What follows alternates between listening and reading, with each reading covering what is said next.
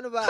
Ina nga, nagkasundo kami na pang 100 real muna yung gagawin namin. So, ang ginawa ko, pinabuka ko muna yung mga rosas para mas maging malaki yung design niya. Nagpatulong na rin din ako dito sa kasama ko. Kasi yung 2 piraso, hindi na magandang quality. Kaya papalitan natin. Ay, reklamo pa sa atin to. Ako na yung So, yun lang mga pinaprep lang natin yung mga bulaklak natin. Tapos nagreklamo na naman yung customer. Itong pro reklamo. Papato ko na siya dun sa Saudi. Naka-work ko. Kaya habang ginagawa ko to, magkwentuhan muna kayo dyan. At pag natapos ko nang gawin to, ilalagay na natin sa basis tong mga nagawa natin. So, yun nga, napakamot na lang talaga ako ng ulo dito sa ating customer. So, imemekos-mekos lang natin yung mga bit para mas maging maganda. Ipaglalayo-layo natin para maging malaki. Buti na lang meron tayong mga leather ferns para agad natakpan yung mga ating mga floral sponge. Kasi yun na nga, nag-start na naman yung bagyo. Bagyong Katrina ka, girl. Sabi niya, bakit parang ang liit lang? So, yun na nga, dinagdagan na namin ng bulaklak. Suggest ako ng mga baby roses na may lagay namin. Pero, bago ko ilagay yung mga yan, nag-usap muna kami ng masinsinan. Baka lagay ako ng lagay, Hindi mabayaran. Gaya yung last time, naglagay